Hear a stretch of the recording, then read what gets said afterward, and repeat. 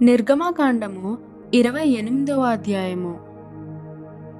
మరియు నాకు యాజకత్వము చేయుటకై నీ సహోదరుడైన అహరోనును అతని కుమారులను అనగా అహరోను కుమారులైన నాదాబును, అబీహును, ఎలియాజరును, ఈతామారును ఇజ్రాయేలులో నుండి నీ యొద్దకు పిలిపింపుము.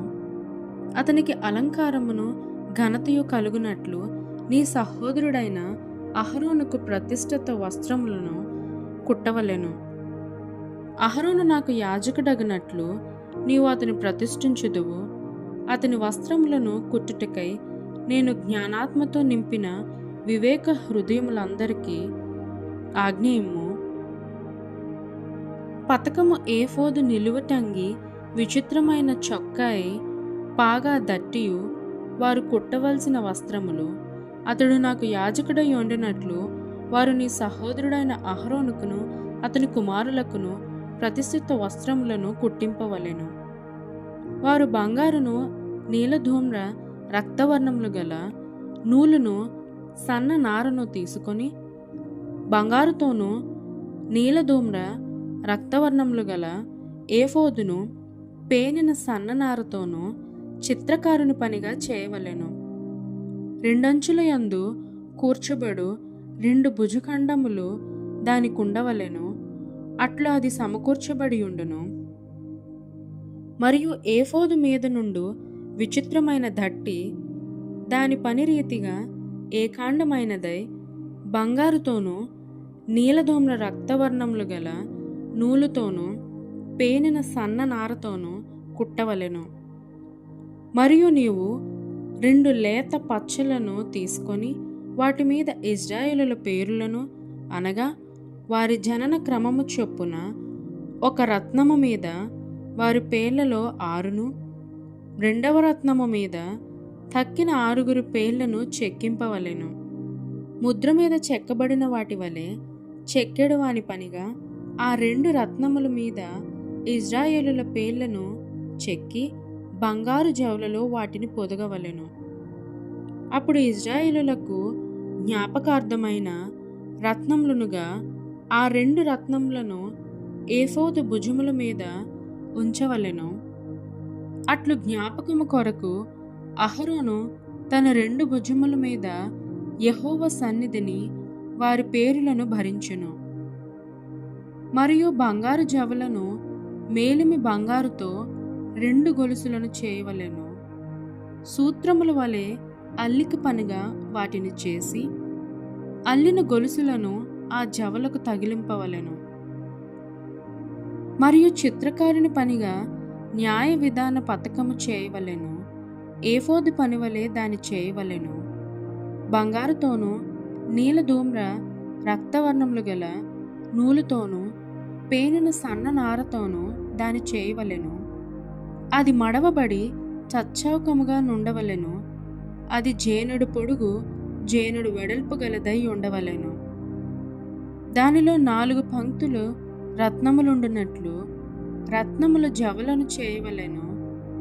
మాణిక్య గోమేధిక మరకతములు గల పంక్తి మొదటిది, పద్మరాగ నీల సూర్యకాంతములు గల పంక్తి రెండవది, గారత్మతము యైష్మరాయి ఇంద్రనీలములు గల పంక్తి మూడవది, రక్తవర్ణపు రాయి సులిమాని రాయి సూర్యకాంతములు గల పంక్తి 4వది.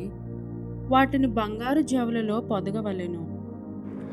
ఆ రత్నములు ఇజ్రాయేలుల పేర్లు గలవై వారి పేరులు చెప్పున 12 ఉండవలెను.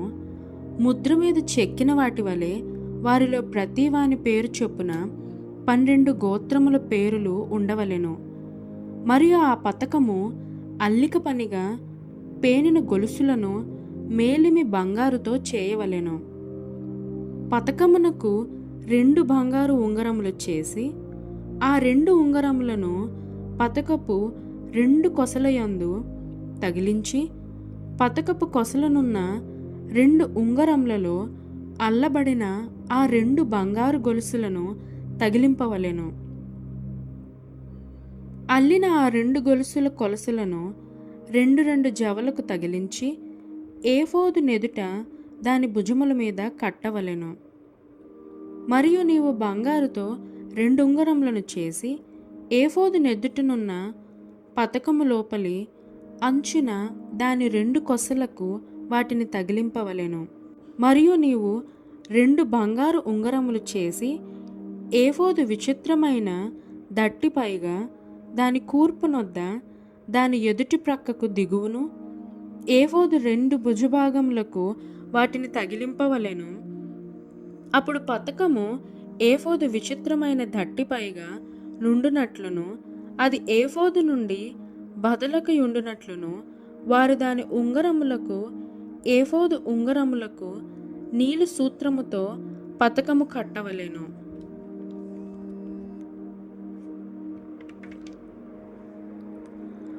అట్లు అహరోను పరిశుద్ధ స్థలములోనికి వెళ్ళునప్పుడు అతడు తన రొమ్ము మీద న్యాయ విధాన పతకములోని ఇజ్రాయేలుల పేర్లను నిత్యము యెహోవా సన్నిధిని జ్ఞాపకార్థముగా భరింపవలెను.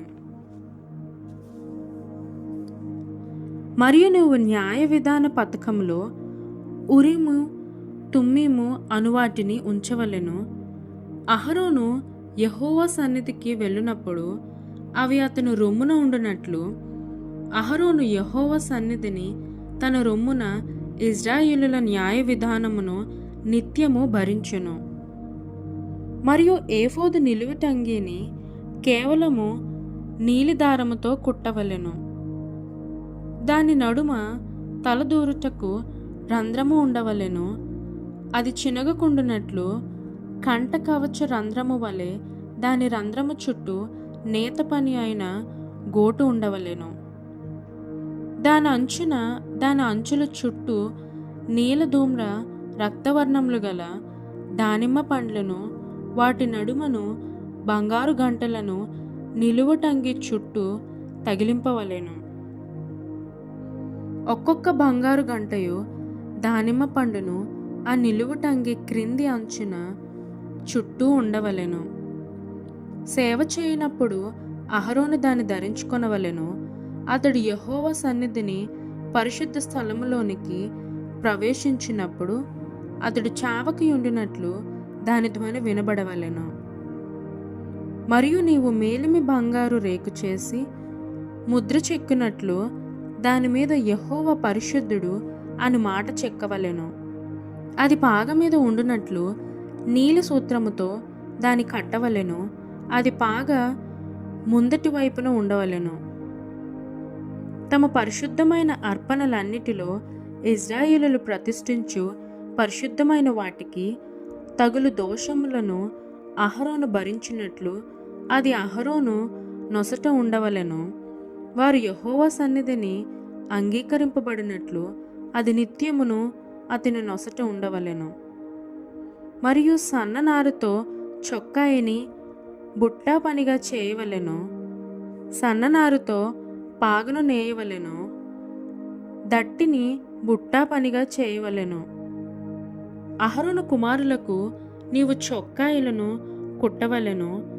వారికి దట్టీలను చేయవలెను. వారికి అలంకారమును ఘనతయు కలుగునట్లు కుల్లాయిలను వారికి చేయవలెను. నీవు నీ సహోదరుడైన అహరోనుకును అతని కుమారులకును వాటిని తొడిగింపవలెను. వారు నాకు యాజకులగునట్లు వారికి అభిషేకము చేసి వారిని ప్రతిష్ఠించి వారిని పరిశుద్ధపరచవలెను. మరియు వారి మానమును కప్పుకొనుటకు నీవు వారికి నారాలాగులను కుట్టవలెను. వారు ప్రత్యక్షపు గుడారములోనికి ప్రవేశించినప్పుడైనను పరిశుద్ధ స్థలములో సేవ చేయుటకు బలిపీఠమును సమీపించినప్పుడైనను వారు దోషులై చావకయుండునట్లు అది అహరోను మీదను అతని కుమారుల మీదను ఉండవలెను. ఇది అతనికిని అతనికి తరువాత అతని సంతతికిని నిత్యమైన కట్టడ.